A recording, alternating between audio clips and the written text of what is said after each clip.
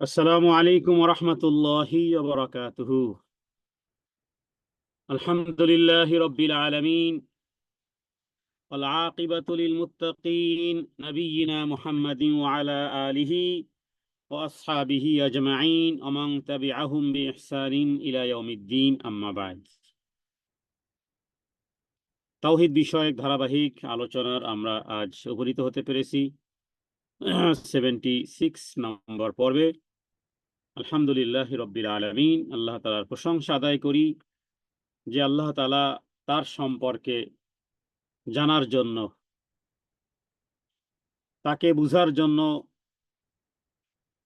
তাকে জানার জন্য আল্লাহ তাআলা আমাদেরকে কোরআন এবং সুন্নাহর মাধ্যমে সে বিষয়ে জানার আগ্রহ সৃষ্টি করেছেন, শ্রবণ করার এবং বলার তৌফিক যে আল্লাহ তাআলা দান করেছেন। যাবতীয় প্রশংসা সে আল্লাহ তাআলার জন্য এবং দুরূদ ও সালাম বর্ষিত হোক তার প্রিয় বান্দা এবং তার রাসূল মুহাম্মদুর রাসূলুল্লাহ সাল্লাল্লাহু আলাইহি ওয়াসাল্লামের উপরে এবং তার পরিবার এবং তার পরিজন এবং সাহাবায়ে কেরামের প্রতি এবং কিয়ামতের আগ মুহূর্ত পর্যন্ত যারাই সেই পথকে অনুকরণ করবে তাদের প্রতি। আল্লাহ তাআলা দ্বীনের জন্য জ্ঞানকে, তাওহীদের জ্ঞানকে, লা ইলাহা ইল্লাল্লাহ, আল্লাহ ব্যতীত সত্য কোনো মাবুদ নেই, এ বিষয়টি জানার জন্য আল্লাহ তাআলা কোরআনুল কারীমে সূরা মুহাম্মাদের 19 নম্বর আয়াতে আল্লাহ তাআলা বলেছেন, ফাআলাম, সুতরাং হে রাসূল, ফাআলাম, হে আল্লাহর রাসূল, হে রাসূল, হে মুহাম্মদ সাল্লাল্লাহু আলাইহি সাল্লাম, খুব ভালো করে জেনে নাও। ফাআলাম এখানে আমরের সিগা, নবীকে বলা হলেও কোরআনুল কারীমের আয়াতের মাধ্যমে একেবারে কিয়ামতের আগ মুহূর্ত পর্যন্ত সকলের জন্য ফাআলাম, তার মানে তোমরা সবাই খুব ভালো করে জেনে নাও কি, লা ইলাহা ইল্লাল্লাহ, আল্লাহ তাআলা ব্যতীত সত্য কোনো মাবুদ নেই। আর কি করো, আস্তাগফির লিযামবি, এবং গুনাহের জন্য ক্ষমা প্রার্থনা করো। বিধায় ইমাম বুখারী তিনি বলেছেন, বাবুল ইলমি ক্বাবলাল কওলি ওয়াল আমাল, মানে ইলম বা জ্ঞানের কথা স্থান এবং কাজের পূর্বে, এবং তিনি দলিল হিসেবে এই আয়াতটি এনেছেন। তাহলে আল্লাহ তাআলা এই আয়াতের মধ্যে কথা এবং কাজের পূর্বে, কথা এবং কাজের পূর্বে ইলমের, ইলম বা জ্ঞান অর্জনের কথা উল্লেখ করেছেন। এই জন্য বিদ্বানগণ বলেন যে কথা বলার পূর্বে জ্ঞানের কলমটাকে, জবান নামক কলমকে আগে জ্ঞানের কালিতে ভিজিয়ে নাও। কারণ যেই কথা আমি বলবো, মানুষ এমন কিছু কথা বলে যে আল্লাহ তাআলা তার প্রতি অসন্তুষ্ট হন, এবং সে অসন্তুষ্টিটাকে আল্লাহ তাআলা চির অসন্তুষ্টি হিসেবে লিখে দেন। আবার বান্দা এমন কথা বলে যা সে কল্পনাও করেনি, কিন্তু আল্লাহ তাআলা তার সেই কথায় সন্তুষ্ট হন এবং চির সন্তুষ্টি লিখে দেন। আবার এই কথার কারণেই হযরতে মুআয বিন জাবালকে রাসূলুল্লাহ সাল্লাল্লাহু আলাইহি ওয়াসাল্লাম জিহ্বা ধরে বুঝিয়েছিলেন যে এই কথার কারণে, জিহ্বার কারণে মানুষকে সবচেয়ে বেশি জাহান্নামে নিক্ষেপ করবে যেই জিনিস, সবচেয়ে জাহান্নামে বেশি পার্সেন্টেজ সবচেয়ে বেশি পার্সেন্টেজ জাহান্নামে যাওয়ার কি কারণ, মুখের জবানের কারণে। তাহলে মানুষ জাহান্নামে যাবে সবচেয়ে কোন কাজে, সবচেয়ে বেশি যেই কাজের কারণে জাহান্নামের অধিকাংশ অধিবাসী হবে, তার কারণ হলো জিহ্বা। তাহলে এখানে বলা হয়েছে যে আগে জেনে নাও, কথা বলার আগে, আহ, বলার আগে আগে জেনে নাও, ফালাম আগে জেনে নাও খুব ভালো করে। তাহলে এলেম বা জ্ঞানের আহ, কথা এবং কাজের পূর্বে আল্লাহ তাআলা জ্ঞানের কথা বলেছেন। বিধায় ইকরা বিসমি রাব্বিকাল্লাযী খালাক, পড়ো তোমার প্রভুর নামে যিনি তোমাকে সৃষ্টি করেছেন। এই কথা আমরা সবাই জানি, কিন্তু কোন জায়গা থেকে পড়া শুরু করব? যদি প্রশ্ন করি যে ইকরা বিসমি রাব্বিকাল্লাযী খালাক, পড়ো তোমার প্রভুর নামে যিনি তোমাকে সৃষ্টি করেছেন, কোন জায়গা থেকে পড়বো? আগে কি পড়বো? আগে পড়বো লা ইলাহা ইল্লাল্লাহ। এটা হলো আগের প্রথম পড়া। কারণ সালাতের আগে হলো লা ইলাহা ইল্লাল্লাহ, আগে শাহাদাতাইনের সাক্ষী দেয়া, দেন এরপরে সালাত, এরপরে ইকামুস সালাত। তাহলে প্রথমে হলো জ্ঞান অর্জন, আর সেই জ্ঞান অর্জনের যেই জায়গাটি, সেই জায়গাটির মধ্যে প্রথম যে জায়গাটি, প্রথম যে তাওহীদের জ্ঞান, সেখানে যদি কোনো রকমের কমতি, কোনো রকমের ঘাটতি থাকে, তাহলে তার আর কোনো আমলই কবুল হয় না, কোনো আমলই কবুল হয় না। কারণ তাওহীদ যদি ঠিকঠাক থাকে তাহলে বাকিগুলোও ঠিক থাকবে, তাওহীদ যদি ঠিক না থাকে তাহলে সব নষ্ট হয়ে যাবে। তাওহীদের মধ্যে যে ক্যাটাগরি আছে, এই জন্য প্রত্যেক মুসলিম নর এবং নারী, প্রত্যেক মুসলিম নর এবং নারীদের জন্য যে যে বিষয়টি জানাটা ওয়াজিব, যে বিষয়টি জানা ফরজ, যেটি অপরিহার্য কর্তব্য বলা যেতে পারে, সেটি হলো আল্লাহ সম্পর্কে জানা। কারণ তিনি আমাদের সৃষ্টি করেছেন, রিজিক দিচ্ছেন, জীবিকার ব্যবস্থা করেছেন। হ্যাঁ, তিনি আমাদেরকে পরিত্যক্ত অবস্থায় ছেড়ে দেন নাই। হেদায়েত যেন পাই, যেন রাস্তা খুঁজে পাই, যেন প্রশ্নের উত্তরগুলো দিতে পারি, এই কারণেই তো রসুলদেরকে পাঠিয়েছেন, রাসূল সহ হেদায়েত সহ পাঠিয়েছেন। এবং এটিও স্পষ্ট করা হয়েছে হাদিসের মাধ্যমে, কোরআনের মাধ্যমে, যে আমি হেদায়েত সহ রাসূল পাঠিয়েছি, যে আনুগত্য করবে সে যাবে জান্নাতে, আর যে নাফরমানি করবে সে যাবে জাহান্নামে। ইন্না আরসালনাকা শাহিদান আলাইকুম কামা আরসালনা ইলা ফিরআউনা রাসূলা ফাআসা ফিরআউনুর রাসূল ফাআখাযনাহু আখযান ওয়াবিলা। রাসূলকে অমান্য করার কারণে আমি কঠিন থেকে কঠিন শাস্তি দিয়েছিলাম, যেভাবে করে ফিরআউনকেও দেওয়া হয়েছে। তো যে বিষয়টি, যে তাহলে বুঝলাম যে আমাদের সামনে ওয়ে কিন্তু আছে, আমাদের সামনে রাস্তা আছে, জান্নাতের রাস্তাও আছে, জাহান্নামের রাস্তাও আছে। জান্নাতের রাস্তা কোনটি সেটিও জানলাম, জাহান্নামের রাস্তা কোনটি সেটিও আয়াত থেকে জেনে ফেললাম। বাকি থাকে দুনিয়ার জীবদ্দশায় যে আমরা কাজগুলো করব, সেগুলোর ক্ষেত্রে যে কাজগুলো করি এগুলো ইবাদত, এবং ইবাদত করতে হয় রাসূলুল্লাহ সাল্লাল্লাহু আলাইহি ওয়াসাল্লাম যেইভাবে করেছেন সেইভাবে। বিষয়টি প্রত্যেকটা জায়গাতে দোয়া করা ইবাদত। বাকি সেই দোয়াটি কিভাবে করব, রাসূলুল্লাহ সাল্লাল্লাহু আলাইহি সাল্লাম কিভাবে করেছেন, সেই বিষয়টি যদি হাদিস থেকে না জেনে যাই, তাহলে মন গড়া যদি করি তাহলে সেটি ইবাদত হবে না। কারণ ইবাদতের দলিলের প্রয়োজন হয়। মৃত্যু ব্যক্তি মারা গেছে, তারপরে 10 জন মিলে সবাই কবরের কাছে গিয়ে সকলে হাত তুলে মোনাজাত করব, আগে জানবো রাসূলুল্লাহ সাল্লাল্লাহু আলাইহি সাল্লাম এইভাবে আমলটি করেছেন কিনা। যেহেতু এটা ইবাদত, দোয়া করা যেহেতু একটা ইবাদত, তাহলে ইবাদতের ফরম্যাট, ইবাদতের বিষয় রাসূলুল্লাহ সাল্লাল্লাহু আলাইহি ওয়াসাল্লাম কিভাবে করেছেন, এভাবে করে মৃত্যু ব্যক্তি মারা যাওয়ার পরে, হ্যাঁ, একাধিক মানুষ সম্মিলিতভাবে কবরের পাশে গিয়ে হে আল্লাহ তাকে মাফ করে দাও, একজন বলবে আর সবাই আমিন আমিন বলবে, এটা একটা ইবাদত। তাহলে ইবাদত রাসূলুল্লাহ সাল্লাল্লাহু আলাইহি ওয়াসাল্লাম যেই আঙ্গিক করেছেন কি করেননি, যদি করে থাকেন তাহলে সেটি কিভাবে করেছেন, সেই বিষয়ে জানা এবং সেইভাবে পালন করা, এটাকে বলা হয় ইবাদত। তার মানে আপনি সকাল থেকে সন্ধ্যা, সন্ধ্যা থেকে সকাল পর্যন্ত যে সমস্ত কর্মকাণ্ডে আপনি লিপ্ত হন, সেগুলো জানতে হবে যে এগুলোর ফরম্যাটটা কি আসলে। জেনে গেলেই হলো, জেনে গেলেই হলো। রাসূলুল্লাহ সাল্লাল্লাহু আলাইহি ওয়াসাল্লাম বাকিউল গারকাদে যেতেন একাকীভাবে। তিনি কখনো কখনো হাত তুলে প্রার্থনা করেছেন একাকী, সম্মিলিতভাবে, যে ঠিক আছে আবু বকর ওমর চলো, তোমরাও চলো আমার সাথে, হ্যাঁ, আজকের জুমার রাত, অথবা আরো কেউ চলো ইত্যাদি, হ্যাঁ, যে সবাই মিলে আমরা বাকিউল গারকাদে যাই, যেহেতু এখানে সাহাবীদের কবরগুলো এখানে আছে। এবং রাসূলুল্লাহ সাল্লাল্লাহু আলাইহি ওয়াসাল্লাম বলেছেন যে আল্লাহ তাআলা আমাকে তাদের জন্য দোয়া করার কথা আমাকে আল্লাহ বলেছেন। বিশুদ্ধ হাদিস থেকে পাওয়া যায় যে নবীজি বলেছেন যে আমাকে বাকিউল গারকাদ বাসীদের জন্য দোয়া করতে বলা হয়েছে। তো দোয়া করতে বলা হয়েছে, সকলে মিলে দোয়া করলে আর একটু ভালো হয় না? নবীজি দোয়া করবেন আর সকলে সাহাবায়ে কেরাম আমিন আমিন বলবেন, কিন্তু চিত্রে এটা পাওয়া যায় না। নবীজি এককভাবে দোয়া করেছেন হাত তুলে। সুতরাং এককভাবে কেউ যদি দোয়া করতে চায় তাহলে দোয়া করতে পারবে হাত তুলে। কিন্তু যদি একাধিক লোক হয় সেই ক্ষেত্রে প্রত্যেক ব্যক্তি অবস্থা পাল্টে যাবে তখন। যে ঠিক আছে একাকী যদি ইবাদত করা যায়, একাকী যদি হাত তুলে প্রার্থনা করা যায়, সবাই মিলে তাহলে করি না। আবু দাউদের হাদিস অনুযায়ী রাসূলুল্লাহ সাল্লাল্লাহু আলাইহি ওয়াসাল্লাম ছিলেন, একাধিক সাহাবায়ে কেরামও ছিল। নবীজি বলেছেন যে তোমরা এখন তোমাদের ভাইয়ের জন্য দোয়া করো। তাহলে একা হলে হাত তুলে প্রার্থনা করা যাবে, আর যদি একাধিক লোক হয়ে যায় তাহলে তারা মনে মনে প্রার্থনা করবে। হয়ে গেল, জানা হয়ে গেল। এগুলোর পিছনে দলিল আছে, আবু দাউদে হাদিস আছে। কিন্তু এর বাইরে যদি কোনো কাজ করি আর যদি বলি যে সবাই মিলে করলে একটু ভালো হয় না, সবাই মিলে আমরা দোয়া জানি না, অনেক সময় অনেকে বলে যে আমরা তো আলিমদের মতো দোয়া জানি না, আপনারা দোয়া করবেন, আমরা আমিন আমিন করবো। তো দোয়ার বিষয়টি আসলে কারো শিখানো নয়, বরং দোয়ার বিষয়টি হলো একান্ত ব্যক্তি ব্যক্তি তার অন্তরে অন্তরস্থলে কথাগুলো আল্লাহ তাআলাকে বলবে।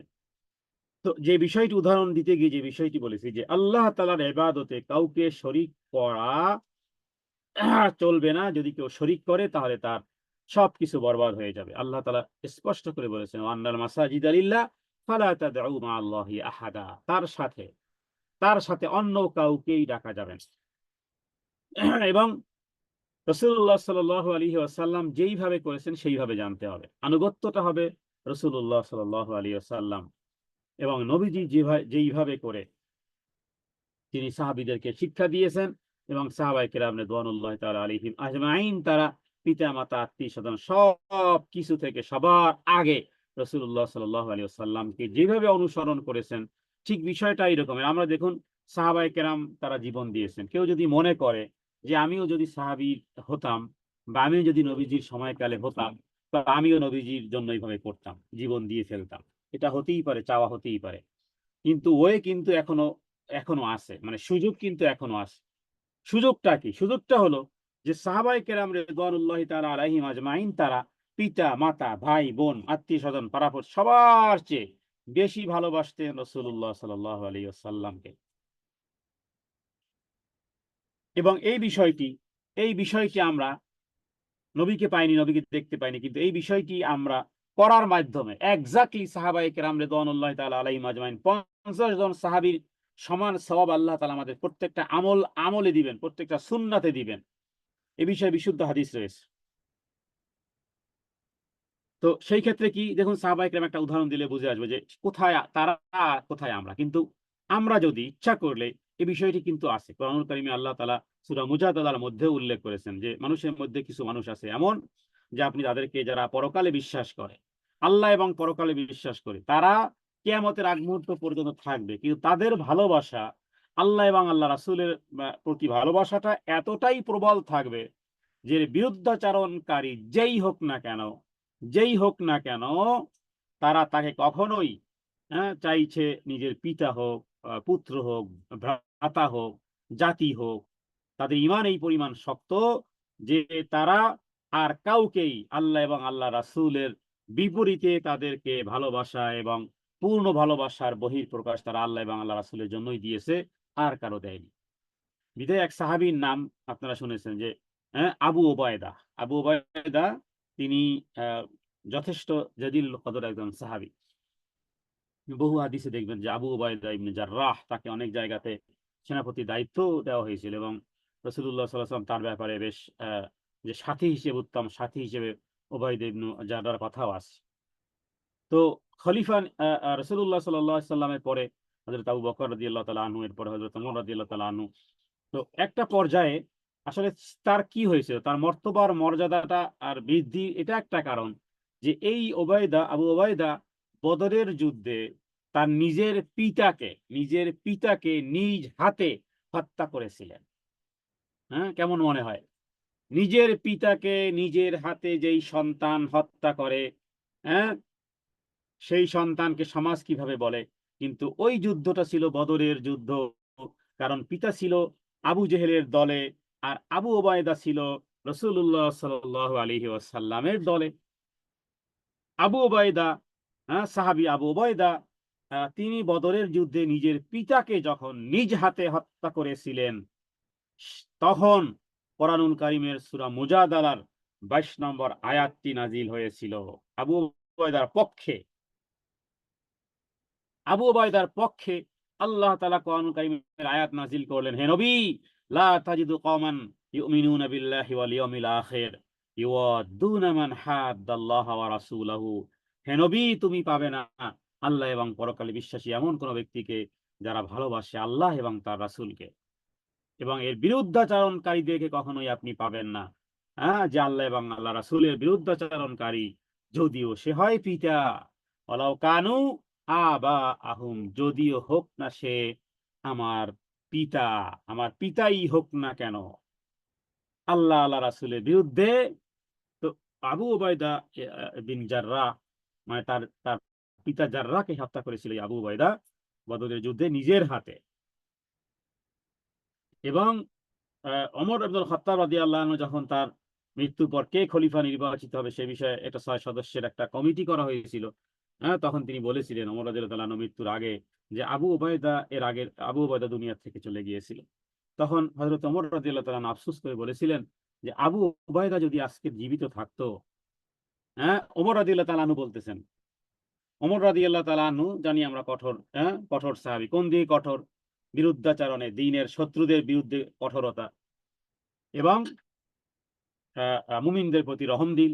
তো আবু উবাইদা ব্যাপারে হযরত ওমর রাদিয়াল্লাহু তাআলা আনহু তিনি তাকে যখন ফজরের সময় ছুরিকাঘাত করা হলো, রক্তাক্ত ছিলেন 2-3 দিন পরে, তখন যখন দুনিয়া থেকে চলে গেলেন তার আগে একটা তিনি খলিফা, এরপরে কে খলিফা নিযুক্ত হবে তিনি 6 সদস্য বিশিষ্ট একটা মজলিসে শুরা মানে পরামর্শ একটা কমিটি গঠন করা যে তোমরা 6 জনে মিলে তারপরে করে ফেলবে। তো এরপরে এটাও বলেছিল যে আমার ছেলে আব্দুল্লাহ কিন্তু আবার এই 6 কমিটিতে থাকতে পারবে না। আল্লাহু আকবার কাবীরা। তো তিনি সরাসরি যেটি বলেছিলেন ওমর রাদিয়াল্লাহু তাআলা আনহু যে আবু ওবায়দা যদি আজকের জীবিত থাকতো তাহলে অবশ্যই আমি তাকেই খলিফা নিযুক্ত করতাম। তাহলে ওমর রাদিয়াল্লাহু তাআলা আনহুর পরে হ্যাঁ আবু ওবায়দা তিনি কেন ওই যে তার পিতাকে বদরের যুদ্ধে নিজের হাতে হত্যা করেছিলেন, এর বিষয় কারণটা কি? কারণ হলো এটা যে এর মাধ্যমে আমি এমন একজন ব্যক্তিকে খলিফা নির্বাচন করতে পারতাম যার মধ্যে ওই গুণের অধিকারী, যার মধ্যে ওই গুণাবলী রয়েছে যে তা হলো আল্লাহ তাআলা তার অন্তরে সুদৃঢ় করেছেন ঈমান এবং কল্যাণ এবং সৌভাগ্যকে স্থায়ী করে দিয়েছেন। আর এর বিপরীতে ইসলামের শত্রু সে যেই হোক না কেন, চাই বাবা হোক, চাই মা হোক, চাই ভাই হোক, চাই বোন হোক, যাই পিতাই হোক না কেন, আবু ওবায়দা যেভাবে করে বদরের যুদ্ধে কেন তুমি মুহাম্মদ সাল্লাল্লাহু আলাইহি ওয়াসাল্লামের বিরুদ্ধে তরবারি নিয়ে দাঁড়িয়েছো, হও না তুমি আমার পিতা, তবুও শেষ, তবুও গর্দান কেটে ফেলে দেব। আবু ওবায়দা তাই করেছিল, নিজের পিতাকে নিজের তরবারি দিয়ে নিজেই হত্যা করেছিল যে তুমি এসেছো রাসূলুল্লাহ সাল্লাল্লাহু আলাইহি ওয়াসাল্লামের বিরুদ্ধাচরণ করতেই বদরের ময়দানে। এটা হলো এটাকে আল্লাহ তাআলা প্রশংসা কুড়িয়েছেন। আল্লাহ তাআলার সূরা মুজাদালার 22 নম্বর আয়াত নাজিল হয়েছে। তো এখান থেকে শিক্ষণীয় বিষয়টা কি? শিক্ষণীয় বিষয়টা কি? আমরা সাহাবী হতে পারিনি, কিন্তু সাহাবীওয়ালা চরিত্র তো ধারণ করতে পারি। তার মানে আল্লাহ এবং আল্লাহ রাসূলের প্রতি সিরিয়াস ভালোবাসা না হলে, হ্যাঁ সত্যিকার অর্থেই সিরিয়াসলি না হলে কখনোই ওইভাবে একনিষ্ঠভাবে ইবাদত করা সম্ভবপর নয়। এটাই মূলত এতক্ষণ যে আমরা বুঝালাম, এটাই হলো মূলত তাওহীদ, একত্ববাদ। একচেটিয়া হতে হবে, এক রোখা হতে হবে। আল্লাহ এবং আল্লাহ রাসূলের বিষয়ে ঠিক এইভাবে সিরিয়াস হতে হবে। আর আল্লাহ তাআলা সেটাই নির্দেশ করেছেন, ওমা খালাকতুল জিন্না ওয়াল ইনসা ইল্লা লিয়াবুদুন। ইবাদতে আমাকেই শুধু, ইয়াকা নাবুদু ওয়া ইয়াকা নাস্তাঈন এর অর্থ, এই ইয়াকার অর্থ মানে কি? Only one for you. ইয়াকা, ইয়াকার অর্থই হলো অনলি ওয়ান, শুধুমাত্র, কেবলমাত্র, একমাত্র তোমারই জন্য।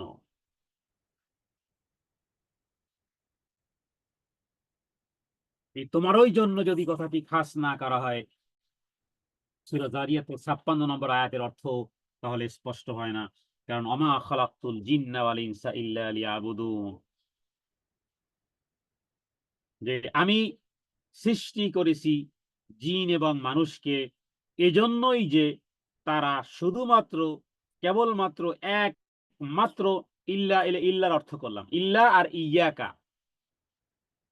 ইয়াকা মানে যেমন তোমারই ইবাদত করি, ইয়াকা নাবুদু শুধুমাত্র তোমারই ইবাদত করি, আর কারোই ইবাদত ঘূর্ণাক্ষরেও বিন্দু পরিমাণ, যারা সিটা পরিমাণও আমি করি না। এই ইয়াকা নাবুদুর অর্থ।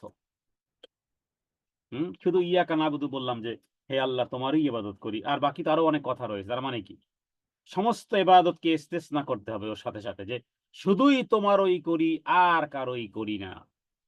তো সাহাবাই কেরামের ইবাদত গুলো হলো ওই রকমের, এমন না যে বাবাকেও ভালোবাসবো, হোক না সে বাবা ওই রকমের নবীর বিরুদ্ধাচারণ করুক, তবুও বাবাকে ভালোবাসতে হবে না। নবীর বিরুদ্ধাচারণে যে আসবে তাক সেই শেষ, তার কোনোই কিছুই আর থাকবে না। আল্লাহ রাসূলের বিরুদ্ধে, আল্লাহ রাসূলের আনুগত্যের মধ্যে আসবে আহলান ওয়া সাহলান মারহাবান। এটা হলো মা খালাকতুল জিন্না ওয়াল ইনসা ইল্লা লিয়াবুদুন। তো আল্লাহ তাআলার এটা সবচেয়ে বড় নিদর্শন হলো তাওহীদ এবং একত্ববাদ। তার মানে ইবাদতে একক রাখা, সেপারেট রাখা, ওই ইবাদতে অন্য কাউকে অংশীদার না করা। যদি কোনোভাবেই করা হয় তাহলে সেটাই হলো কোরআন হাদিসে সবচেয়ে বেশি নিষেধাজ্ঞা যে বিষয়টি, সেটিকে বলা হয়েছে যে শিরক। তো সবচেয়ে বড় নিষেধ হলো শিরক। হ্যাঁ, শিরকের অর্থই আল্লাহ তাআলার সাথে অন্য কাউকেও ডাকা, আল্লাহকেও ডাকা, আর সেই সাথে সাথে অন্য কাউকেও ডাকা ইত্যাদি। আল্লাহ তাআলা কোরআন কারীমে বলেছেন, খবরদার ওয়াবুদুল্লাহ ওয়ালা তুশরিকু বিহি শাইয়ান, তোমরা একমাত্র আল্লাহরই ইবাদত করবে, তার সাথে অন্য বিষয়ে অংশী স্থাপন করবে না।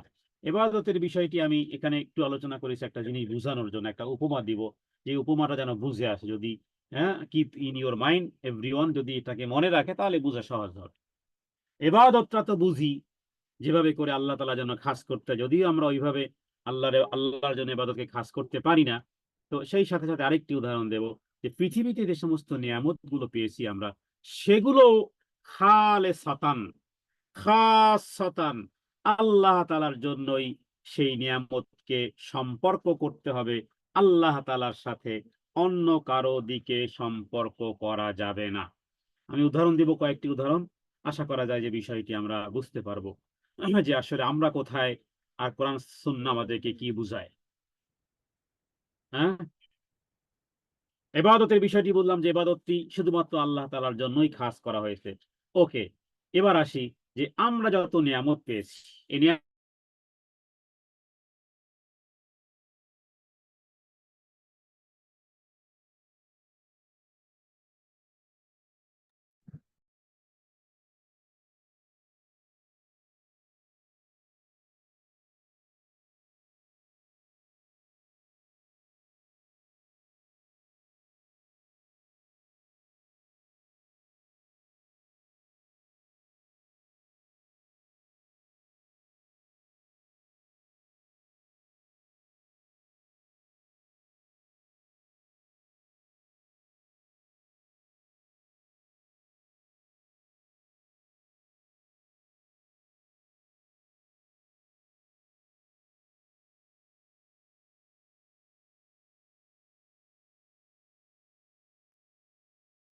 শাইখের ওখানে মনে হয় নেটের সমস্যা হচ্ছে।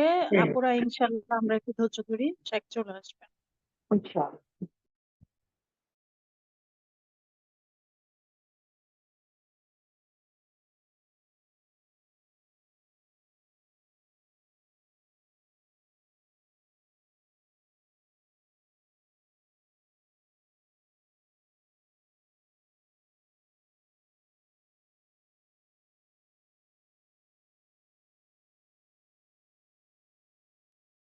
জি, হতে পারে সবাই সম্পদশালী, হতে পারে সবাই দেখতে শুনতে ভালো, তার মানে কখনো কখনো থাকে যে পুরো বংশের লোকেরাই প্রায় একই পর্যায়ে দেখতে, ইত্যাদি বলে যত নিয়ামত আছে, সেই নিয়ামতকে কেউ যদি মনে করে যে আমার মা সুন্দর, আমার বাবা সুন্দর, আমিও সুন্দর হয়েছি, আমার দাদা সুন্দর, আমার নানা সুন্দর, অমুকে সুন্দর, আমাদের বংশের সবাই মোটা তাজা, সবাই 5 ফুট 5 ইঞ্চি ইত্যাদির কারণে আমরাও উচ্চ লম্বা হয়েছি, এভাবে করে প্রতিটি জিনিস, নাজ ও নিয়ামত বলেন, শারীরিক সৌন্দর্য বলেন, অর্থ সম্পদ বলেন, শিক্ষা দীক্ষা বলেন, এই সমস্ত নিয়ামতকে কোনো ব্যক্তি যদি মনে করে যে আমার আমাদের বংশীয় কারণে এটা আমরা পেয়েছি, অথবা আমরা অর্থশালী হিসেবে পেয়েছি, অথবা আমার যোগ্যতায় আমি পেয়েছি, অথবা কেউ যদি এমনও দাবি করে যে আমি নেকামলের বিনিময়ে পেয়েছি, নেকামলের বিনিময়ে আমি এটি পেয়েছি, যদি এই রকমের করা হয়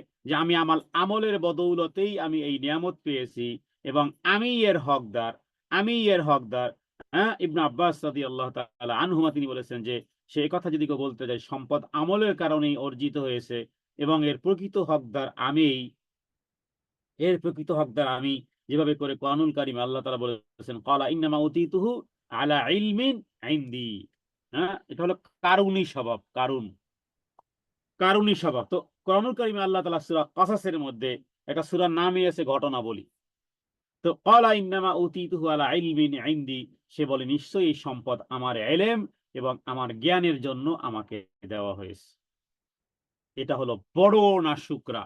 নাশুকরাকে আমরা বলেছি, নাশুকরাকে হাদিসের মধ্যে কুফর শব্দ দ্বারা এক্সপ্লেইন করা হয়েছে। নাশুকরাকে, অকৃতজ্ঞতাকে কোরআন সুন্নাহ শিরকের মতন কুফর ইয়াকফুরনা, নবীজি বলেছেন নারীদের ক্ষেত্রে যে তোমরা কুফরি করো। নারীরা জিজ্ঞেস করলো, ইয়া রাসূলুল্লাহ আমরা কুফরি করি কোথায়? আল্লাহর সাথে কুফরি করি না। কুফরি তোমরা আল্লাহর সাথে করো না, বরং অনেক নিয়ামতের ক্ষেত্রে তোমরা নাশুকরা করো। সেটাকে নবীজি নাশুকরার শব্দকে চয়ন না করে নবীজি ইয়াকফুরনা, কুফরি করো তোমরা, এভাবে কুফরির সাথে সম্পৃক্ত করা। তার মানে বোঝা যায় আল্লাহ তাআলার নিয়ামতের নাশুকরি করা, এটার মাধ্যমে বড় ধরনের দুইটি অপরাধ হয়। এক হলো আল্লাহ তাআলার চাদরকে টেনে আল্লাহ তাআলার সাথে যেন মল্ল যুদ্ধে নেওয়া হয়, নাউযুবিল্লাহি মিন যালিক। কারণ আল্লাহ তাআলা হাদিসে কুদসির মধ্যে বলেছেন যে অহংকার হলো আমার ইজারি, আমার চাদর। তাহলে যে ব্যক্তি অহংকার করে সে যেন আমার চাদর নিয়ে টানাটানি করে। তাহলে নাশুকরা করা এটা হলো, এক হলো যে অহংকারের লক্ষণ, আর হলো অনেক বড় অপরাধ যেটি অনুরূপভাবে নাশুকরি করা, অশুকরিয়া, অকৃতজ্ঞ হওয়ার মতন কুফরির মতো কাজ। এই কাজটি হচ্ছে কেন, কি কারণে? এই কারণে হযরতে কাতাদা রাদিয়াল্লাহু তাআলা আনহু বিষয়ে হাদিসে উল্লেখ করেছে যে মানুষ উপার্জনের বিভিন্ন দুনিয়ার নাজ ও নিয়ামত, উপার্জনের নানা পন্থা সম্পর্কিত জ্ঞান থাকার কারণে অনেকেই বলে হ্যাঁ যে আমি আমার এই জ্ঞানের কারণে আমি পেয়েছি। কিন্তু হ্যাঁ যদি বিষয়টি এরকমের হয় যে আল্লাহ তাআলা আমাকে, আমার উপরে নিয়ামত, আমি আল্লাহ নিয়ামত প্রাপ্ত হয়েছি, আল্লাহ আমাকে নিয়ামত হিসেবে দিয়েছেন। আল্লাহ তাআলার ইলম মোতাবেক তিনি আমাকে এই নিয়ামতের মালিক করেছেন। তো এই সম্পদ আমার সম্মান এবং মর্যাদা সাপেক্ষে দেওয়া হয়েছে। এই কথা এই কথা বলার দ্বারা কি হয়? নাশুকরা হয়, নিয়ামতের অস্বীকার করা হয়, অহংকারের লক্ষণ হয়। এবং অনেক ধনাঢ্য ব্যক্তিকে দেখা যায় যে বড় ধরনের ব্যবসা বাণিজ্য হবার পরে তারা পূর্বের অবস্থাকে ভুলে যায়। এরপরে বলে যে আমি আমার যোগ্যতায়, আমি আমার দক্ষতায় আমি এই সম্পদের মালিক হয়েছি। ঠিক তেমনি অনেকে অনেক বড় চাকরি বা অনেক বড় পদ পেয়ে বলে আমি তো পিএইচডি করে এসেছি ওখান থেকে, এই কারণে আমি এই কাজের যোগ্য হয়ে গেছি। তো বিভিন্ন পদ পেয়ে আমি আমার পরিশ্রমে সেটি অর্জন করেছি। আমি মানে এটাকে, এই নিয়ামতটাকে নিজের দিকে সাব্যস্ত করেছে, আমি করেছি, আমার যোগ্যতায় করেছি, আমার জ্ঞানের কারণে, আমি গরিমার কারণে, বংশের কারণে, আমার এই কারণে সেই কারণে ইত্যাদি বিষয়গুলো যত নিয়ামত আছে, যদি আল্লাহ তাআলার দিকে সম্পর্কযুক্ত না করা হয় তাহলে অহংকার হয় এবং নাশুকরির মতন কুফর হয়। আমি বুঝাতে না পারলে এটি আমার অযোগ্যতা। আমি যতটুকু বুঝেছি মনে হয় এতটুকু বুঝাতে পারিনি। তার মানে এটা একটা ভালো সাইড, কিন্তু এখানে মন্দের কিছু ছিটে ফোঁটা নেই, সবই ভালো এবং এটাকে আমরা দোষারোপ মনে করি না। দেখুন কোরআনুল কারীমের সূরা ফুসসিলাত আয়াত নম্বর 50, এই আয়াতের তাফসীরের মধ্যে, ব্যাখ্যার মধ্যে প্রখ্যাত মুফাসসির মুজাহিদ এরপর অন্যান্য সাহাবায়ে কেরাম কি বলেছেন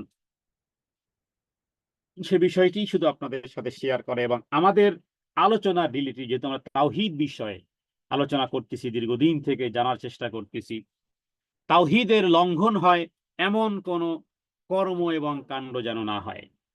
তার মানে কি? কোরআনুল কারীমে আল্লাহ বলেছেন যে হে নবী আপনি দেখবেন ওয়ালা ইন আযাকনাহু রাহমাতাম মিন্না মিন বাদি দাররা আমাসসাতহু লায়াকুলান্না হাযা লি, দুঃখ দুর্দশার পর যদি আমি মানুষকে আমার রহমতের আস্বাদন করাই, হ্যাঁ দুঃখ কষ্টে আছে, এরপরে আমি আস্তে আস্তে আস্তে আস্তে আস্তে করে তাকে উন্নতি করলাম।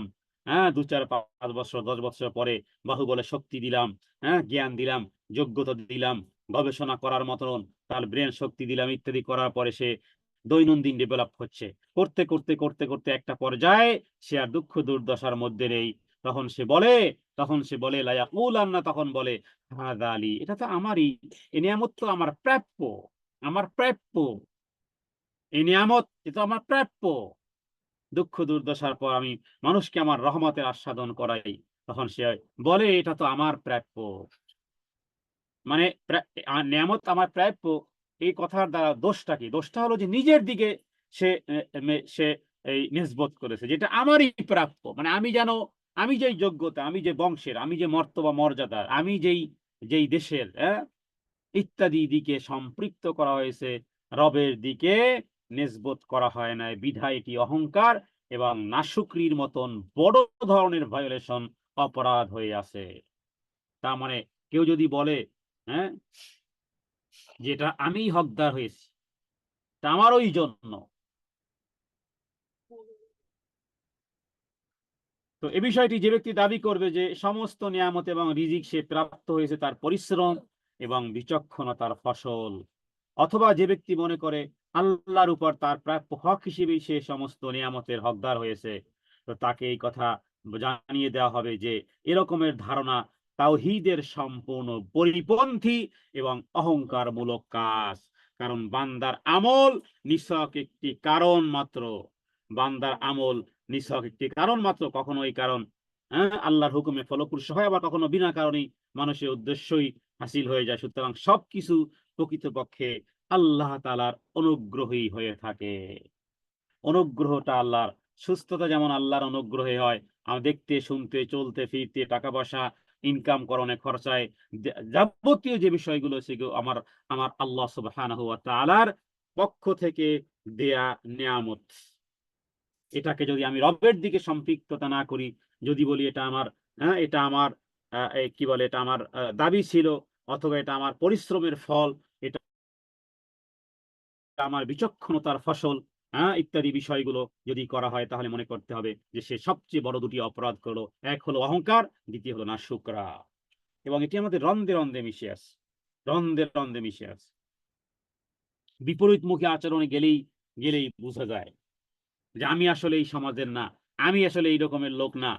আমার শিক্ষা, আমার দীক্ষা, আমার পারিবারিক স্ট্যাটাস, আমার দেখাশোনা, দেখতে শুনতে, শুধু কি তাই, আমরা স্বাভাবিকভাবে ভালো একদম জামা জুতা পরলেই তো অন্যের কাছে নিজেকে হিরো হিরো মনে করি, যে আমি, আমার জামা জুতো, আমার কাপড় চোপড়, ঘর বাড়ি দালান করা তো আছেই ভিন্ন জিনিস। অন্যের অন্যের তুলনায় নিজেকে যে একটু শ্রেষ্ঠ মনে করি, কেউ হয়তো বা দেখতে সুন্দরী, সে অন্যের কারণে সে নিজেকে মনে করে যে এটা আমার জন্যই, মানে আমিই যেন এর যোগ্য। মুহূর্তের মধ্যে যে আল্লাহ তাআলা, মুহূর্তের মধ্যেই যে আল্লাহ তাআলা কালো কুৎসিত বানিয়ে দিতে পারেন, তাহলে প্রতিটি সেকেন্ডে যে আমার শারীরিক সৌন্দর্যের বহিঃপ্রকাশ আসতেছে, এটি আমার জন্য পরীক্ষা। এবং পরীক্ষাটাকে যদি মনে করতে পারি যেটা আমার আল্লাহর পক্ষ থেকে দেয়া নেয়ামত, তাহলে নাশুকরাও আর হবে না এবং অহংকারের মাত্রাও হৃদয়ে আসবে না। এটার নাম হলো তাওহীদি শিক্ষা। এটা তো আমি শুধুমাত্র একটাই জামা জুতো আর চেহারার কথা বলি না ভাই, প্রতিটি জিনিস। যে একটু ভালো স্ট্যাটাসে, যে একটু ধনী, ইত্যাদি, তো ১০ জন গরিবের মধ্যে তার কাছে মনে হচ্ছে যে আমি আমার বেশভূষা, আমি আমার বংশগৌরব, আমি আমার টাকা পয়সা ইত্যাদি, যেন এটা আমারই প্রাপ্য না, তোমারই কর্মকাণ্ডে, তোমার পরিশ্রম, তোমার বিচক্ষণতার ফসল হিসেবে নয়, বরং এটা আল্লাহ তাআলার পক্ষ থেকে নেয়ামত এসেছে। এর বিপরীত যদি হয়, তাহলে তাওহীদের বিপরীত এবং অহংকারমূলক আচরণ হবে। এটি এটি এটির দ্বারা আল্লাহর সাথে অহংকার হয় এবং আল্লাহর নাশুকরিয়া হয়। এ বিষয়ে আমরা দীর্ঘ একটি হাদিস আজকে পাঠ করব, যে হাদিসটি সহিহ মুসলিমে এবং সহিহ বুখারীতে এসেছে, এবং পূর্বের জাতির আহ, আহ, পূর্বের জাতির একটি ঘটনা বলা যেতে পারে, দীর্ঘ একটি হাদিস। এবং হাদিসটি পাঠ করার মাধ্যমে আমরা আমাদের এই আলোচনার বিষয়গুলো সাথে সম্পৃক্ততা, যেহেতু, অতএব এটি যেন আজকের এই আলোচনার মাধ্যমে আমাদের দিল আর দেমাগ যেন সাফ হয়ে যায়, যে যা কিছু পেয়েছি, যতটুকু কণা, যতটুকু সিটা সৌন্দর্য পেয়েছি, সম্মান পেয়েছি, সুস্থতা পেয়েছি, ধন পেয়েছি, জন পেয়েছি, মান পেয়েছি, এগুলো আমার নিজের কোনো কর্মকাণ্ড, নিজের কোনো পরিশ্রম, নিজের কোনো বিচক্ষণতা, নিজের কোনো শিক্ষা দীক্ষা, অথবা বংশ পরম্পরায় ইত্যাদি কোনোভাবেই দিকে সম্পৃক্ততা না করে বরং নিয়ামতকে আল্লাহ তাআলার জন্যই খাস করতে হবে যে হে আল্লাহ, তোমার নিয়ামত তোমার করুণায় তোমার পক্ষ থেকে দিয়েছো বিধায় পেয়েছি। তা না হলে তা না হলে কত এই পৃথিবীর দিকে তাকালে দেখবো যে কত কত পরিবারের সবাই মাশাআল্লাহ, সবাই মাশাআল্লাহ, কিন্তু এর মধ্যে দেখা যায় যে একজন দুইজন ও যেন একেবারে অ্যাবনর্মাল হয়ে পড়ে আছে, বিছানায় পড়ে আছে। তাহলে সবাই যদি একই ক্যাটাগরি, একই বংশের, একই গৌরবের, একই জাতের যদি হয়ে থাকে, তাহলে 8 জন পিছিয়ে আছে, একজন পিছনে কেন? শিক্ষা গ্রহণ করার জন্য ইবরাতান লিউলিল আবসার। হ্যাঁ, যদি এতই বেশি বেশি পণ্ডিতি বলো, তাহলে আমি আমি উল্টা পাঁচটা প্রশ্ন করতে চাই যে ঠিক আছে, তোমার পরিবার, তোমার বাবা তোমার মা ডাক্তার ইঞ্জিনিয়ার, তোমার দাদা এটা ছিল, তোমার বাবা এটা ছিল, তোমরা ইউরোপে জন্মগ্রহণ করেছো, টাকা পয়সার অভাব নেই, ইত্যাদি ইত্যাদি। তো ঠিক আছে, তোমার বংশের সবাই কি এরকমের পেয়েছে? সবাই যদি পেয়ে থাকে, সব বংশের সবাই যদি পেয়ে থাকে, তাহলে তোমার ভাষী যারা আছে তোমার দেশের সবাই কি এরকমের পেয়েছে? তো পায় নাই কেন? এই কারণে যে তোমাকে দেওয়া হয়েছে এটা আল্লাহ তাআলার নিয়ামত, বুঝে যেন শুকরিয়া আদায় করতে পারো। এটা নিজের দিকে খাস করার জন্য আল্লাহ তোমাকে দেননি। এটা আমি একটা কথা বললাম, আল্লাহ মাফ করুক, কেউ মনে করার কিছু নেই। এটা আমাদের সব সময় আমাদের জন্য, যে যে অবস্থান আছে তার চেয়ে যে নিচু আছে। তো বললাম যে একজন দামি একটা জুতা জুতা পরেছে, হ্যাঁ, তা অন্য 10 জনের চেয়ে স্বাভাবিকভাবে যে আমি একটা ব্র্যান্ডের জুতা পরেছি, আমার আমার ভ্যানিটি ব্যক্তি একটা ব্র্যান্ডেড, একটা ওয়ার্ল্ড ওয়াইড, একটা ফেমাস ব্র্যান্ডের একটা একটা ভ্যানিটি ব্যাগ। তো অন্য 10 জনের সামনে, এটা স্বাভাবিকভাবে পুরুষেরা কত ঘড়ি পরে, আমার ঘড়িটা এটা বিশ্ব ওয়ার্ল্ড মানের সুইজারল্যান্ডের স্পেশাল তৈরি। এটা স্পেশাল, এটা একটা বিশেষ দামি ঘড়ি, যেন সে ঘড়িটা নাড়াতেই থাকে। তো একই কথা, ভ্যানিটি ব্যাগটা যেন নাড়াতেই থাকে, কারণ 10 জনের ব্যাগের চেয়ে এটা ব্র্যান্ডেড। ব্র্যান্ডটা যেন শোয়িং হচ্ছে। তো এই যে মনোমানসিকতা এটি প্রতিটি ক্ষেত্রে। এই জন্য দামি ওই রকমের কোনো জিনিস ব্যবহার করলে এই টেন্ডেন্সি আমাদের হৃদয়ের মধ্যে আসবে। ভালো একটা গাড়ি আপনি ব্যবহার করেন, আপনার সামনে আপনার দামিটা মনে করুন লাম্বরগিনি, আরেকজন টয়োটা টয়োটা করোনা নিয়ে পাশ দিয়ে যাচ্ছে, স্বাভাবিকভাবে যেন আমি এই গাড়িটি অহংকারটার মধ্যে আসি, স্বাভাবিক মন মানসিকতা পরিবর্তন হয়ে যায়। রোডে নামলে তখন স্বাভাবিকভাবে যারা 4 হুইল ড্রাইভ করতেছে তাদের সামনে তো প্রত্যেকটা জায়গাতে যে বিষয়টি আসে, প্রত্যেকটা জায়গাতে যেই বিষয়টি আসে সেটি হলো যে একটা বিশেষত্ব আসতেই পারে, এটা কোনো দোষের কিছু নয়। শয়তান মাঝখানে দিয়ে যেই কাজটি করায়, দেখুন আল্লাহ তাআলা নিজেই বলেছেন, লাকাদ ফাদ্দালনা বা'দহুম আলা বা'দ, আমি মানুষের মধ্য থেকে কাউকে কাউকে বিশেষ ফজিলত প্রদান করেছি। অন্যের চেয়ে আল্লাহ আমাকে শারীরিকভাবে সুস্থতায়, দেখতে শুনতে পড়াশোনায়, এলেম কালামে, অন্যান্য বিষয়ে আলাদা দিতেই পারেন, কিন্তু সেই দেওয়াটাকে যদি আমি আমার জন্য খাস করি তাহলেই ভেজালটা বাজলো। আর যদি বিষয়টি আমি রবের দিকে খাস করি তাহলে আর সমস্যা হওয়ার কথা নয়। এই সূক্ষ্ম জিনিসটার নাম হলো তাওহীদি শিক্ষা। এই সূক্ষ্ম জিনিসটি হলো তাওহীদ। কিন্তু শয়তান আপনাকে বলবে যে এই যে যা তুমি পেয়েছো, যা প্রাপ্ত হয়েছে, এটা তো তোমার পরিশ্রম, তোমার বিচক্ষণতার ফসল, তোমার গবেষণার ফসল। দীর্ঘদিন থেকে তুমি যে আস্তে আস্তে করে ব্যবসা বাণিজ্য করেছিলে, এই কারণে তুমি এখন কোটিপতি হয়েছো। ইউরোপে তুমি পড়াশোনা করেছিলে, বিধায় এই কারণে তুমি ইউরোপে এখন বসবাসের সুযোগ পেয়েছো। হ্যাঁ, তুমি অমুক সালে পাড়ি দিয়েছিলে, এই কারণে তুমি এখন ইউরোপের সিটিজেনশিপ পেয়েছো। অমুক অমুক দেশে তুমি থাকো, বিধায় তোমার শ্রেষ্ঠতা, তোমার ইনকাম ভালো, ইত্যাদি। মানে প্রত্যেকটা জিনিসের নিয়ামতকে আমাদের ব্যক্তিগত বিষয়ের দিকে, আমাদের পরিশ্রম অথবা বিচক্ষণ অথবা ফলাফল ইত্যাদি, মানে এটাকে আমরা নিজেদেরকে হকদার মনে করি। এটার প্রাপ্য এবং হক হিসেবেই আমি এর হকদার ছিলাম, কারণ আমার ইতিহাস আছে, আমার পিছনে কারণ আছে, এই কারণ ছিল যে কারণে এটা আমি পেয়ে গেছি। কখনোই এটা এই কর্মকাণ্ড তাওহীদের পরিপন্থী অহংকারমূলক কাজ। হ্যাঁ, কারণ বান্দা যে সমস্ত কাজগুলো করে, এটা একটা কারণ, এটা কিছুই না। এটা একটা কারণ হতে পারে, এটা একটা বৈধ কারণ হতে পারে। অবৈধ কারণ হলে তো সেটা তো শরীয়তে নিষেধই। বৈধ যে কারণগুলো আছে, বৈধ কারণটিও তোমাকে উপরে ওঠানোর জন্য না, বরং আল্লাহ তাআলাকে তোমাকে বৈধ কারণের মাধ্যমে যে নিয়ামত দিয়েছেন তার দিকেই মনোনিবেশ করো। এর বিপরীতটা হলেই তাওহীদের পরিপন্থী হবে, অহংকার হবে, নাশুকরা হবে। কারণ তুমি আল্লাহ তাআলার নিয়ামতকে নিজের জন্য খাস করেছো, আল্লাহর দিকে সম্পর্কিত করনি। এই জন্যই ব্যবসা বাণিজ্য হওয়ার পরে মানুষ পূর্বের কথাকেও ভুলে যায়। এই কারণে এই হাদিসটি অত্যন্ত বিশেষভাবে উল্লেখযোগ্য। হাদিসটি সহিহ বুখারীতে এবং সহিহ মুসলিমে এসেছে। হাদিসটি আমি পাঠ করতেছি, তাহলে বোঝা যাবে যে এখান থেকে আসলে বিষয়টি কি ছিল। রাসূলুল্লাহ সাল্লাল্লাহু আলাইহি ওয়াসাল্লাম একটি দীর্ঘ ঘটনা শুনিয়েছেন আমাদেরকে। নবীজি পূর্বের বনী ইসরাইলের একটা দীর্ঘ একটি ঘটনা শুনিয়েছেন। কি সেই ঘটনাটি? ঘটনাটি হলো এরকমের: বনী ইসরাইল বংশে তিনজন লোক ছিল, তিনজন ব্যক্তি ছিল, যাদের একজন ছিল কুষ্ঠরোগী, আরেকজনের মাথায় ছিল টাক, আর একজন ছিল অন্ধ। তাহলে তিনজনকে তিনটি কাজে, কেউ কুষ্ঠরোগী, কেউ টাক পড়া, আর একজন হলো অন্ধ। আল্লাহ তাআলা এই তিনজনকে পরীক্ষা করতে চাইলেন।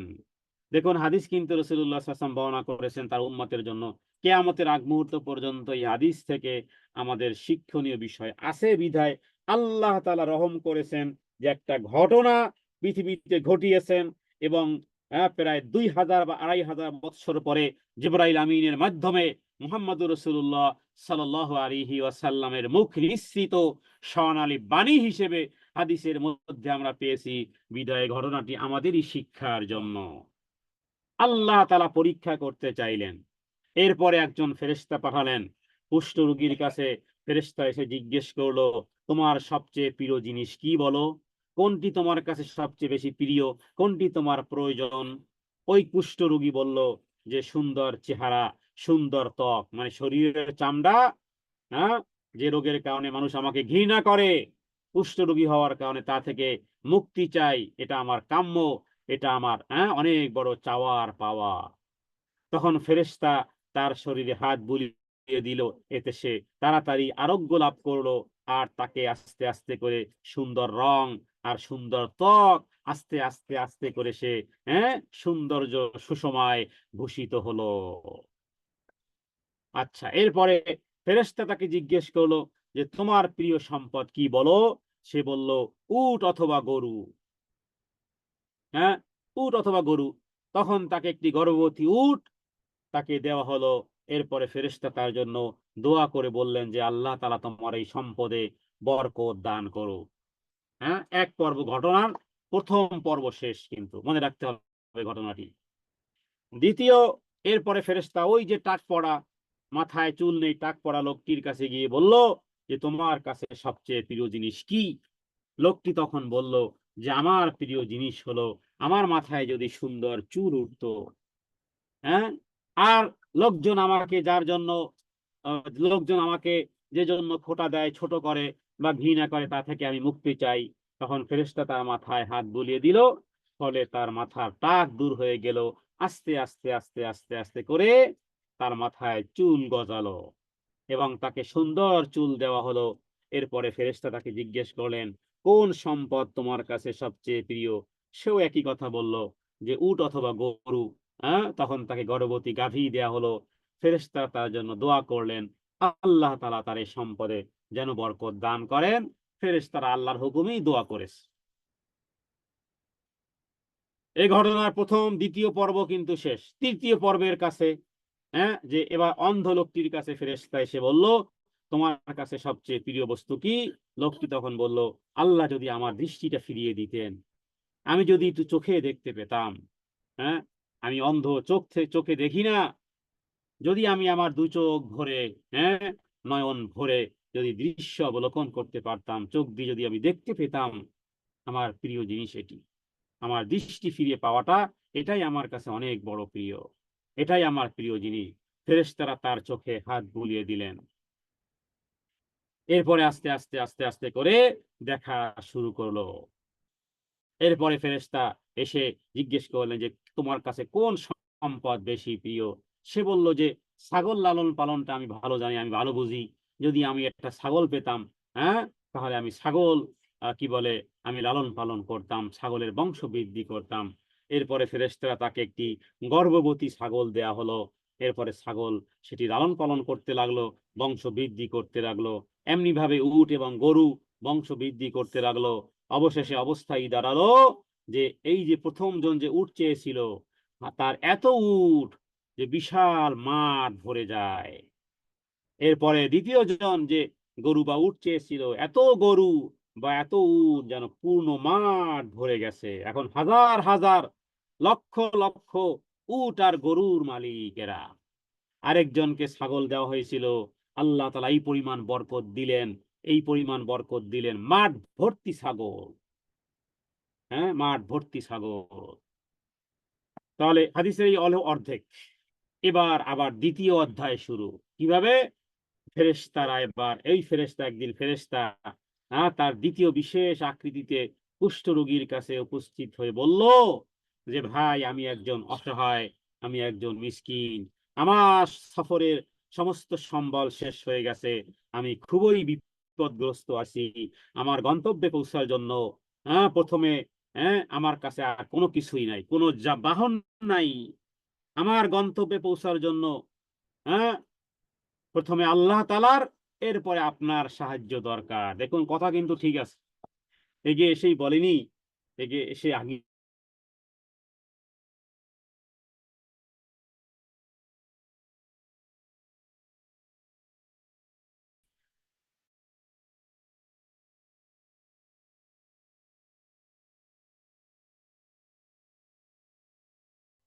শুনতে পাচ্ছি না।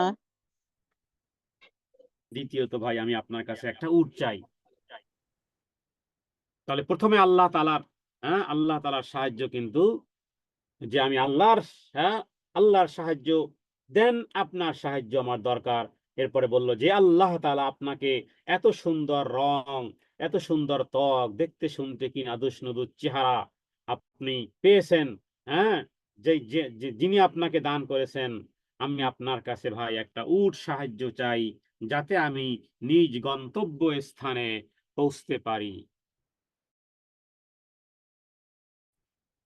তখন এই লোকটি এই লোকটি বলল, দেখুন ভাই, আমার অনেক দায়িত্ব আছে, ঠিক আছে, হকদার আছে, আমি কি বলে আমার অনেক কাজবাজ আছে, অনেক জায়গায় বিভিন্ন আমার বিষয়গুলো আছে, তো আমি এগুলো দিতে পারবো না। এরপরে ফেরেশতা বলল যে আমার মনে হয় আপনাকে চেনা চেনা লাগে, আপনাকে মনে হয় আমি চিনি অনেক আগে। এরপরে বলল যে আপনি কি সেই কুষ্ঠ রোগী ছিলেন না?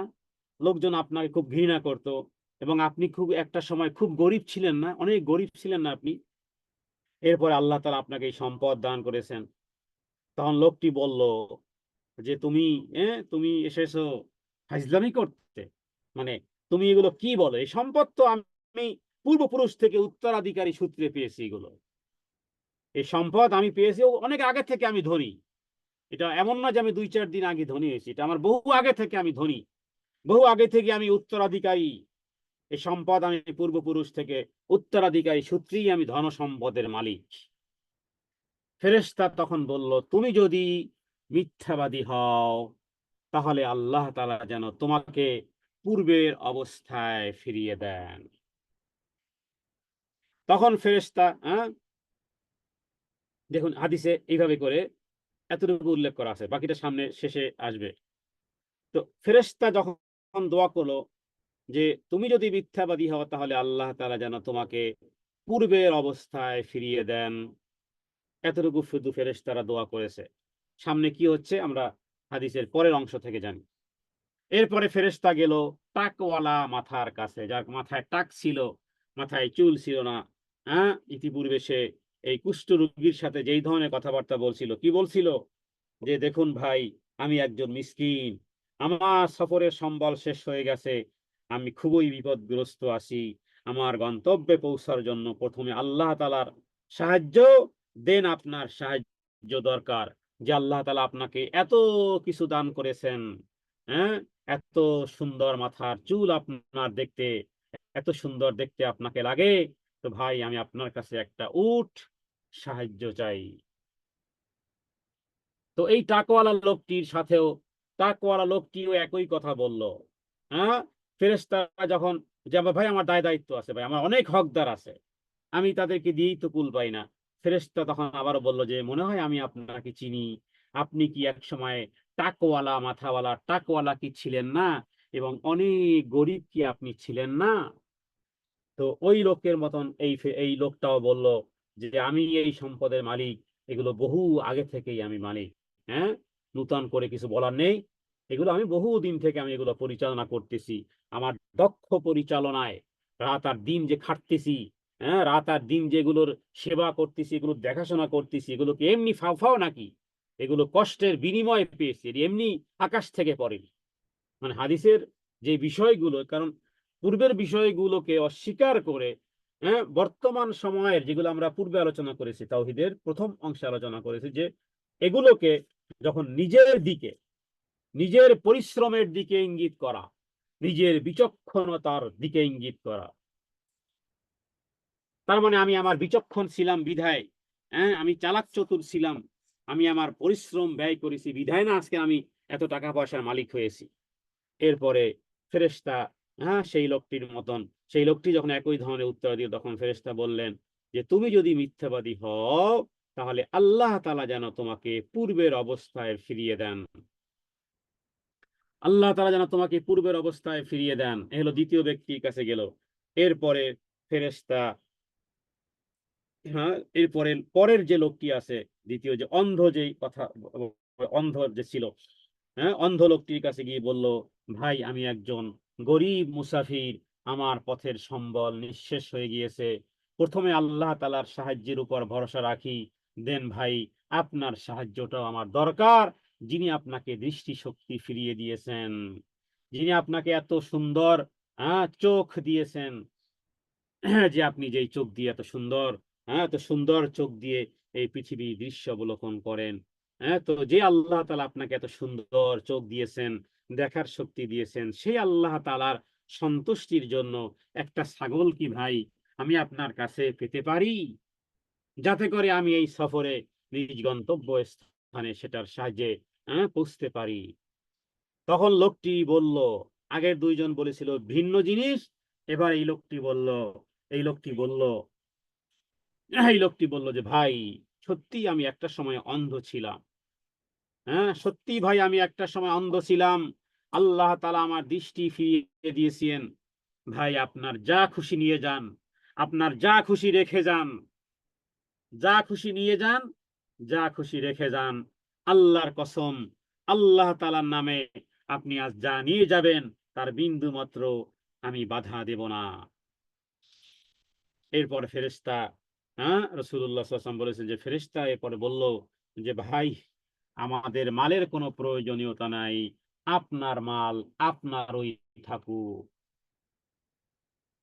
আপনার মাল আপনি আপনারই থাকুক, আমাদের মালের কোনো প্রয়োজনীয়তা নাই, আপনাদেরকে শুধুমাত্র পরীক্ষা করার জন্যই আল্লাহ তাআলা আমাকে পাঠিয়েছেন, এবং আপনার আচরণে আল্লাহ তাআলা সন্তুষ্ট হয়েছেন, এবং আল্লাহ তাআলা সন্তুষ্ট হয়েছে মানে আপনার নিয়ামত, আপনার আল্লাহ তাআলার দেয়া নিয়ামত আপনার প্রতি এটি চিরস্থায়ী হোক, কল্যাণের দোয়া করলো।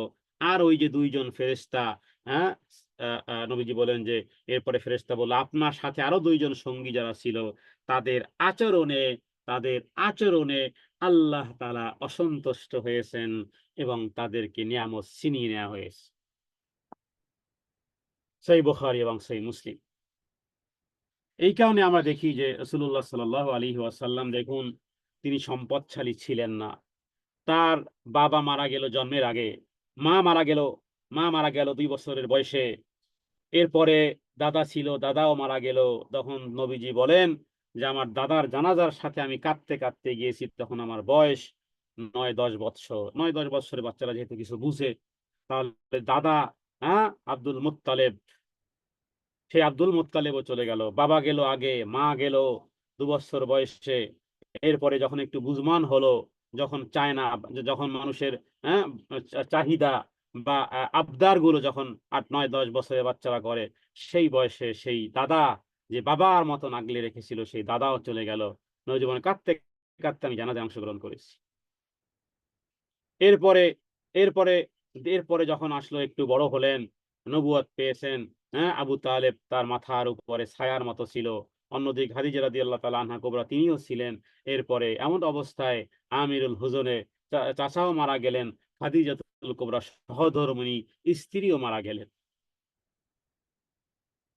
মক্কার জীবনে রাসূলুল্লাহ সাল্লাল্লাহু আলাইহি ওয়াসাল্লাম একেবারে এমন অবস্থা যে তাকে কেউ আর আমান দেওয়ার মতন আর কেউ নাই। আবু তালেবও দুনিয়া থেকে চলে গেল। মক্কায় থাকার মতন আর নবীজির যেন পা দুখানা পা রাখার মতন জায়গা মক্কার জমিন নবীজির জন্য সংকীর্ণ হয়ে গেল। নবীজি তায়েফে গেলেন। তায়েফে গেলেন যে তায়েফের লোকেরা সুন্দর আচরণ করবে। সেখান থেকে পাথরের বৃষ্টি, পাথর নিক্ষেপ করা হলো। তাহলে রাসূলুল্লাহ সাল্লাল্লাহু আলাইহি ওয়াসাল্লাম এই জীবন, তারপর আল্লাহ তাআলা বলেছেন ওয়াদ-দুহা ওয়াল-লাইলি ইযা সাজা মা ওয়াদ্দাআকা রাব্বুকা ওয়া মা ক্বালা ওয়ালাল আখিরাতু খায়রুল লাকা মিনাল উলা ওয়ালাসাউফা ইউতিকা রাব্বুকা ফাতারদা। হে নবী, তোমাকে তোমার রব এমন সন্তুষ্ট করবেন যে তুমি সন্তুষ্ট হয়ে যাবে। এই সূরার শেষেই আছে ওয়া আম্মা বিনিআমাতি রাব্বিকা ফাহাদ্দিস। দুনিয়ার জীবদ্দশা হে নবী যতটুকু পেয়েছো সেই নিয়ামতের বহিঃপ্রকাশ করো। তাহলে আমাদের জীবনের যাবতীয় যা কিছু অর্জন আমরা করেছি পুরোটাই যেন রবের দিকে সন্তুষ্ট করতে পারি। রবের দিকেই বলতে পারি যে রবের আল্লাহ তার অশেষ করুণার কৃপাই পেয়েছি। নিজস্ব বাহুবলে, নিজের শক্তি বলে, নিজের শিক্ষা দীক্ষা বলে, নিজের বংশের কারণে, নিজের অন্য কোনো কারণে নয়, অন্য কোনো কারণে নয়, বরং যা পেয়েছি আল্লাহ তাআলার অনুগ্রহে পেয়েছি। অতএব খেয়াল করতে হবে ভালো জিনিসের ইতিবাচক দিকগুলো আল্লাহ তাআলার দিকে নিসবতের মাধ্যমে যেন অহংকারের বহিঃপ্রকাশ থেকে দূরে থাকতে পারি। আর নাশুকরার মতন, অকৃতজ্ঞতা হওয়ার মতন এই কুফরি কাজ এবং শয়তানি কর্মকাণ্ডের সবচেয়ে বড় কাজ থেকে যেন দূরে থাকতে পারি। তাহলেই হবে তাওহীদের শিক্ষা। আর তা না হয় যদি এটি ব্যক্তির দিকে, সময়ের দিকে, নিজের দিকে, বাবার দিকে, দেশের দিকে, পাসপোর্টের দিকে, অথবা এই কারণে এই পাসপোর্ট পেয়েছি বিধায় এই সুযোগ সুবিধা পাচ্ছি, এরকমের আল্লাহ তাআলা নিয়ামত সমূহকে যদি এই দিকে ইঙ্গিত করা হয়, তাহলে মনে রাখতে হবে যে তাওহীদের পরিপন্থী কর্মকাজ করা হয়েছে, বড় ধরনের ভায়োলেশন হয়ে গেছে। একে তো নাশুকরা হয়েছে, দ্বিতীয়ত কুফর হয়েছে, কুফর অহংকার হয়েছে। বাকি কথা তো আমাদের জানাই আছে। খারাপ জিনিসের নিসবত আল্লাহ তাআলার দিকে করা যাবে না। তাহলে হযরতে আবু হুরায়রা রাদিয়াল্লাহু তাআলা আনহু হাদিসটি বর্ণনা করেছেন। এই হাদিস থেকে বোঝা যায় যে আল্লাহ তাআলা উক্ত তিন ব্যক্তিকে সুস্থতা দান করেছিলেন, কিন্তু দুজন সকল নিয়ামত এবং সম্পদকে নিজেদের দিকে সম্পর্কিত করেছিল, আর তৃতীয় ব্যক্তি সম্পর্কিত করেছিল আল্লাহ তাআলার দিকে। তাই তাকে উত্তম প্রতিদানে আল্লাহ তাআলা ধন্য করেছিলেন এবং তার প্রতি আল্লাহ তাআলা নিয়ামতকে স্থায়ী করেছিলেন। আর উক্ত বাকি যে দুই ব্যক্তি যারা ছিল তাদেরকে শাস্তি প্রদান করেছিলেন। এটা আল্লাহর অনুগ্রহ যে অনুগ্রহ করার পর তিনি তার নিয়ামতকে স্থায়ী করেন। আবার ইচ্ছে করলে নিয়ামতকে যেই কোনো সময় ফিরিয়ে নিতে পারেন। নিয়ামত স্থায়ীকরণের উপায় হচ্ছে যেই বান্দা তার বড়ত্ব, তার মহত্ব, তার মহিমা, তার প্রশংসা তার পক্ষ থেকে প্রদান ইত্যাদি বিষয়ে সম্পর্কযুক্ত করবে এবং বিশ্বাস করবে যে সমস্ত অনুগ্রহই আমার আল্লাহ সুবহানাহু ওয়া তাআলারই হাতে। ইয়াকা নাবুদু ওয়া ইয়াকা নাস্তাঈন। তাহলে পূর্ণাঙ্গ তাওহীদ হচ্ছে যে বান্দা বিশ্বাস করবে যে সে আল্লাহ তাআলার প্রতি মুখাপেক্ষী এবং আল্লাহর নিকট থেকে সে কোনো কিছুই হকদার নয়।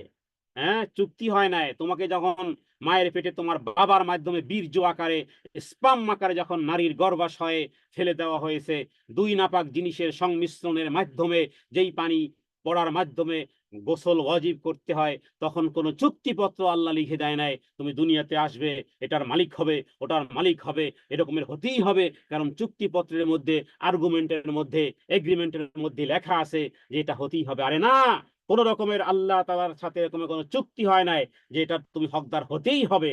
না, তুমি আল্লাহ তাআলার প্রতি মুখাপেক্ষী এবং আল্লাহ তাআলার নিকট থেকে কোনো কিছুর হকদার নয়, বরং আল্লাহ তাআলা প্রতিপালক, সকল প্রকার ইবাদত, কৃতজ্ঞতা এবং মহত্বতা ইত্যাদির উপযুক্ত একমাত্র তিনি। অতএব তাকেই স্মরণ করতে হবে, তার নিয়ামত সমূহ তারই দিকে সম্পর্কিত হতে হবে। আল্লাহ তাআলা তোমার মতো নালায়েককে, তোমার চেয়ে কত উন্নত মানের ব্যক্তিবর্গরাও দুনিয়াতে রাস্তায় ঘুরে ঘুরে ঘুরে ঘুরে ফিরে ফিরে মরে। তো আল্লাহ তাআলা তোমাকে যতটুকু নিয়ামত দিয়েছেন, পায়ের নিচে মাথা গোজার ঠাঁই দিয়েছেন, মাথার উপর একটু ছাউনি দিয়েছেন, এরপরে যতটুকু আহার দিচ্ছেন, শারীরিক সৌন্দর্য, এরপর তোমার কথা বলার, তোমার জ্ঞান গরিমা, টাকা পয়সার ধন দৌলতের মালিক ইত্যাদি যা কিছু আশেপাশে চতুর্দিকে ছড়িয়ে ছিটিয়ে যা কিছু আছে, যা বুঝতে পারো আর যা বুঝতে পারো না, অনুভবে যা আছে অনুভবে যা নেই, এভরিথিং যা কিছু আছে, সমস্ত প্রকারের নিয়ামত আল্লাহ, তুমি হকদার নয়, বরং আল্লাহ তাআলা তিনি নিজ অনুগ্রহে, হ্যাঁ, তিনি তোমাকে দিয়েছেন। সুতরাং তার নিয়ামত সমূহ কেন তুমি তোমার দিকে, তোমার বাবার দিকে, মায়ের দিকে, দেশের দিকে ইত্যাদির দিকে সম্পর্ক করো? কেন তুমি আল্লাহ তাআলার দিকে সম্পর্ক করো না? আল্লাহ তাআলার দিকে সম্পর্ক করলে হবে তাওহীদ, আর এর বিপরীত যদি তুমি তোমার অন্য কোনো দিকে যদি ইঙ্গিত করো, তাহলে হবে তাওহীদের পরিপন্থী কাজ। কোরআনুল কারীমে যে বিষয়টি, দুটি আয়াত আমরা পাঠ করেছি। এক হলো যে মানুষের মধ্যে কিছু মানুষ আছে যারা বলে লা ইয়াকুলুন্না হাযা লি, তারা বলে এটা তো আমার, এটা আমার প্রাপ্য ছিল ভাই, আমি ডাক্তার, আমি ইঞ্জিনিয়ার, তো আমি এটি ভোগ করব না, কে ভোগ করবে? কেন? আমি ডাক্তার হওয়ার কারণে, আমি ইঞ্জিনিয়ার হওয়ার কারণে, আমি এই বিচারক হওয়ার কারণে, আমি অমুক দেশের সিটিজেন হওয়ার কারণে ইত্যাদি, অমুক দেশে বসবাস করার কারণে, অমুক পাসপোর্ট গ্রহণ করার কারণে, অমুক ন্যাশনালিটি পাওয়ার কারণে এটি আমার হকদার হয়, এটি আমি হক হই, আমি টাকা পয়সার মালিক হব, এই গাড়ি বাড়ির মালিক হব ইত্যাদি, এগুলো তো আমার হক, আমার প্রাপ্য। আমার বাবা এসেছিলেন অমুক সালে, তার মাধ্যমে আমরা এসেছি, এরপরে আমরা সেখানে এস্টাবলিশ হয়েছি, এরপরে আমরা সেই সুবাদে চাকরি পেয়েছি, এভাবে করে ধন সম্পদ পেয়েছি, সব ঘুরে ফিরে সার্কেলের মতন ঘুরে ফিরে, মাখলুক টু মাখলুক, মাখলুক টু মাখলুক, নাউযু বিল্লাহি মিন যালিক। এ হলো তাওহীদের এলেম, তাওহীদের শিক্ষা। কেন তুমি মাখলুক টু মাখলুক ট্রান্সফার করো? কেন তুমি বলতে পারো না আমার দাদা যে এত কোটি টাকার সম্পত্তি ছিল, আমার দাদার এই ছিল সেই ছিল, আমার দাদাকে আল্লাহ তাআলা নিজ অনুগ্রহে দিয়েছিলেন, তারই সূত্রে আমার বাবাকে আল্লাহ তাআলা সেই নিয়ামত ভোগ করার তৌফিক আমার বাবাকেও দেওয়া হয়েছে, তারই সূত্রে আল্লাহ তাআলা আমাকেও কিছু কিছু মালিক বানিয়েছেন। এভাবে করে যাবতীয় নিয়ামতকে রবের দিকে যদি নিসবত না করা হয়, তুমি যদি বলো আমি আমার দাদা পেয়েছি বাবার কাছ থেকে, আমি পেয়েছি আমার বাবার কাছ থেকে, তাহলে বন্ধু তাওহীদের লঙ্ঘন হয়। এই হাদিসটি আর এর সাথে সাথে এই হাদিসটিও জানলাম, এবং সেই সাথে সাথে কোরআনুল কারীমের সূরা কাসাসের ওই আয়াতটি, সূরা কাসাসের 78 নম্বর, আল্লাহ তাআলা যেভাবে বলেছেন ইন্নামা উতীতুহু আলা ইলমিন ইনদি, এখানে ইলমের কথা বলা হয়েছে যে আমি যে জ্ঞান পেয়েছি এটা তো আমার কারণে, আমার জ্ঞানের কারণে আমি এটা পেয়েছি। কোন আলেম যদি মনে করে যে আমার এলেমের কারণে আমি এই চাকরি পেয়েছি, আমার এলেমের কারণে সেটি ওই রকমের, আরে কথা বলার শক্তি কে দেন? হ্যাঁ, এলেম এলেমকে এলেমকে উপস্থাপন করার তৌফিক কে দিয়েছেন? এটাই হলো, হে নবী, আম্মা বিনিয়ামাতি রব্বিকা ফাহাদ্দিস, হে নবী, যতটুকু নিয়ামত সবই নিয়ামত। একজন মানুষের ধন সম্পদ নেই, নো প্রবলেম, সুস্থতাও বহু বড় ধরনের নিয়ামত। আল্লাহ তাআলাকে আল্লাহ তাআলা বলার জন্য, আল্লাহ তাআলা বলার জন্য যেই যেই যতটুকু তৌফিক সেটিও আল্লাহ তাআলা দিয়েছেন।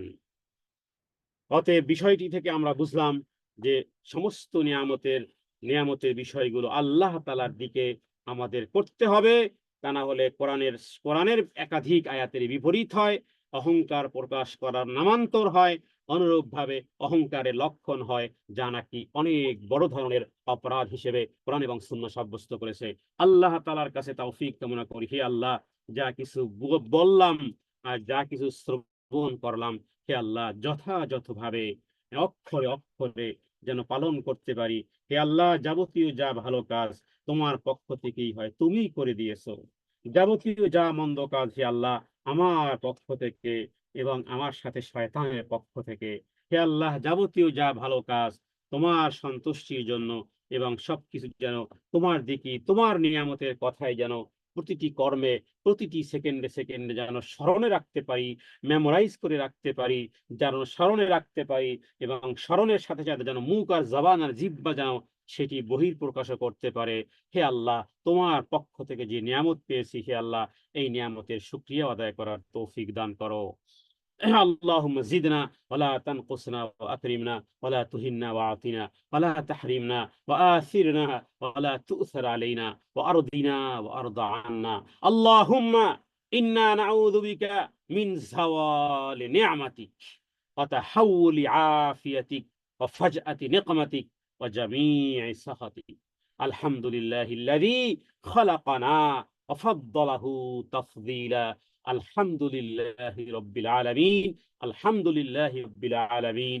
الحمد لله رب العالمين. যাবতীয় প্রশংসা একমাত্র শুধুমাত্র আল্লাহ সুবহানাহু ওয়া তাআলা তোমারই জন্য খাস। যাবতীয় ভালো যা কিছু সব তোমার পক্ষ থেকেই আমরা পেয়েছি। হে আল্লাহ, এই নিয়ামতের শুকরিয়া আদায় করার তৌফিক দান করো এবং কখনো তুমি আমাদের কাছ থেকে নিয়ামতকে ছিনিয়ে নিও না। হে রব্বে কারীম, তোমার কাছে এই তৌফিক কামনা করে আজকের মতো এখানেই শেষ করতেছি। হাযা মিন্নি ওয়াল ইলমু ইনদাল্লাহ। আল্লাহু আ'লামু বিস-সাওয়াব। ওয়া সাল্লাল্লাহু আলা সাইয়্যিদিনা মুহাম্মাদিন নবিয়্যিল উম্মি ওয়া আলিহি ওয়া সাল্লিম। আসসালামু আলাইকুম ওয়া রাহমাতুল্লাহি ওয়া বারাকাতুহু।